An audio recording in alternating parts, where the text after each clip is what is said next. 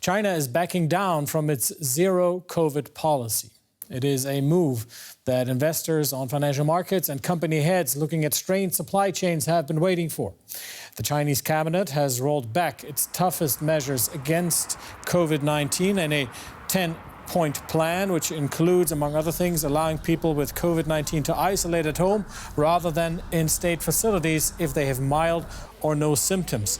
Plus, they no longer need to show tests for most venues. The policy was unpopular, slowing factory output and sparking protests in more than a dozen cities across the country. And these protests apparently having an impact there. Let's talk more about this with DW Business's Clifford Coonan here in the studio and journalist Fabian Kretschmer in Beijing. Welcome to both of you. Fabian, let me start with you. There's been some scaling back of measures in recent times, which has also been cause for confusion among people after almost 2 years of this very strict anti-COVID-19 policy. How have people been reacting to today's announcement? Well, I would say the confusion is over now because now the new rules are implemented nationwide and they are really very remarkable.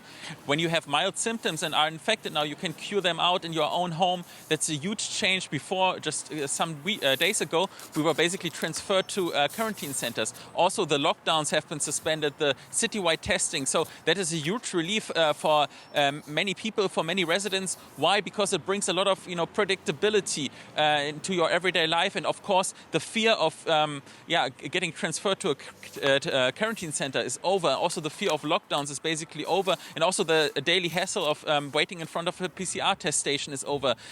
So I think it's really a big game changer. Clifford, over to you here in the studio. These lockdowns obviously have taken a huge toll on the Chinese economy. What does today's move mean for the economic outlook for this world's second largest economy?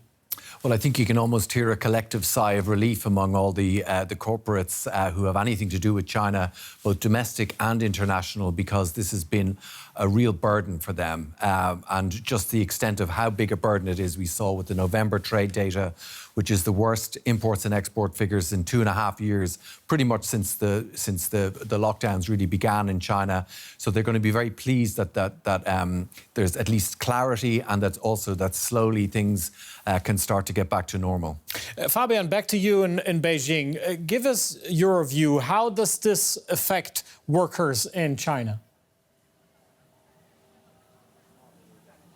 Well, of course, now this is a huge change, and also for the economy a big relief, because the companies were also always in unclarity whether there will be a lockdown of their facilities, of their factories or not. Now they can at least plan. But let me be clear, the next months could be painful because the transition, of course, will not be easy, will not be smooth. Now we're also at the beginning of the winter, and with Chinese New Year ahead, that means a lot of travel. So basically, the virus will be spread to all the other provinces. So, of course, there is a lot of a feeling of uncertainty. We don't know where this all will lead us. But definitely, on the long run, I'm sure that the companies, the economy will keep going. But let me emphasize also, if you look at the trade numbers from today, which were really disastrous, not only all the problems are linked to the zero COVID policy, there are also, of course, much more deeper structural problems, the real estate crisis, etc. So not everything will be solved with the change of the pandemic policy. Clifford, back to you. Are problems in supply chains, are these solved right now with today's announcement? I think, like Fabian says, that this goes some way towards fixing things, but it won't fix everything. I think one of the most powerful images of recent weeks has been from Foxconn and iPhone City in Zhengzhou, which is one of the main supply chain centres providing all the Apple products from there. And we saw the protests there and all the difficulties they had there. And getting these things back on stream is going to be a slow process, and it's going to be one that is going to be extremely difficult, I think. Fabian, you mentioned the problems that may lay in the transition here. Now, we know that the immunity within China's population is quite low. So could a slow vaccination drive now endanger the economic recovery?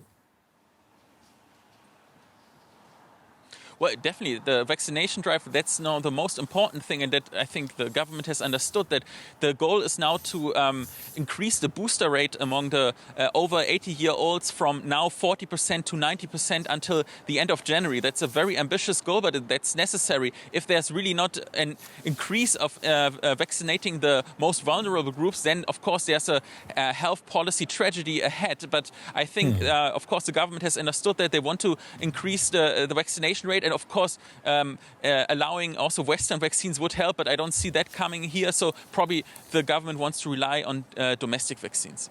Journalist Fabian Kretschmer in Beijing and DW Business's Clifford Coonan here in the studio. Thanks to you both.